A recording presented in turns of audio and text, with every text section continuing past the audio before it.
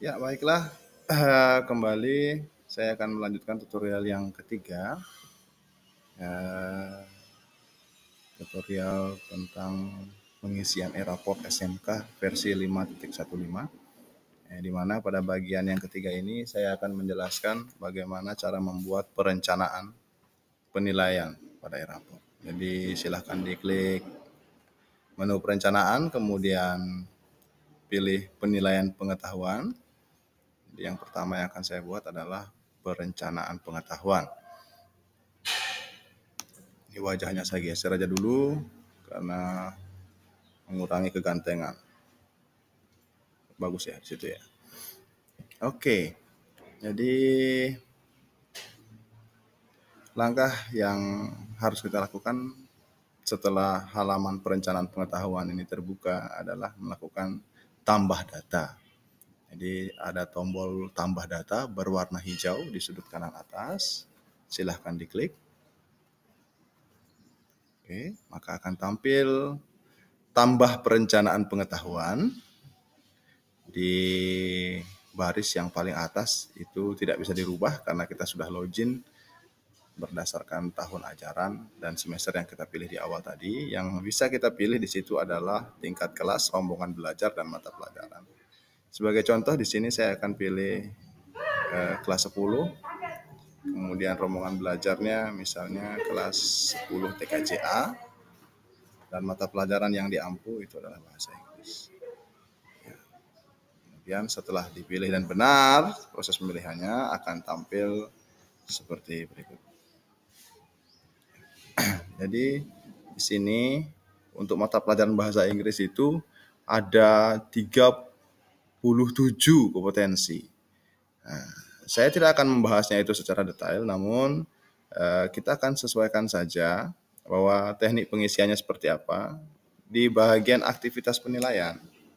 Di bagian aktivitas penilaian ini, silakan Bapak Ibu mengisikan jenis atau aktivitas penilaian yang seperti apa saja yang Bapak Ibu lakukan terhadap peserta didik kita dalam satu semester yang sudah berjalan.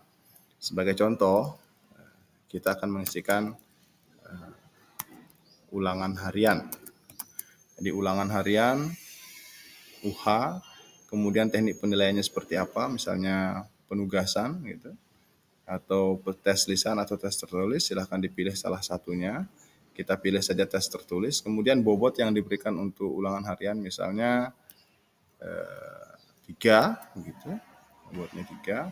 Kemudian kompetensi yang dinilai, KD yang dinilai itu KD berapa saja. Ini sebagai contoh, saya pilih sampai KD yang ke-7. Kemudian selain ulangan harian, aktivitas penilaian apa lagi yang dilakukan? Misalnya UTS. Kemudian jenis teknik penilaiannya seperti apa? Tertulis, lisan, atau penugasan. Misalnya tertulis, bobotnya misalnya lebih kecil daripada ulangan harian, boleh diisi 2. Itu silahkan dipilih salah satu saja kompetensinya yang dipilih, misalnya kompetensi 3.4 saja boleh, supaya menjadi rangkuman nilai. Kemudian UAS sama, teknik penilaiannya adalah tertulis juga. Kemudian mungkin bobotnya sama dengan UTS yaitu 2. Kemudian dipilih salah satu saja kompetensinya. Jadi misalnya kita pilih kompetensi 3.7 saja. Itu seperti itu. Ini misalnya ulangan harian, tes tertulis, atau kita ganti dengan penugasan juga boleh. Ini terserah Bapak Ibu saja teknik penilaiannya.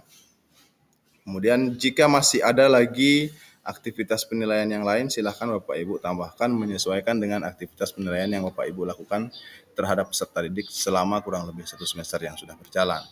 Kemudian di bagian pojok paling kanan itu akan ada keterangan. Untuk yang pertama UH itu saya kasih keterangan ulangan harian. UTS itu ujian tengah semester. Dan UAS itu ujian akhir semester. Setelah selesai, kita tinggal klik tombol simpan. Ya, demikian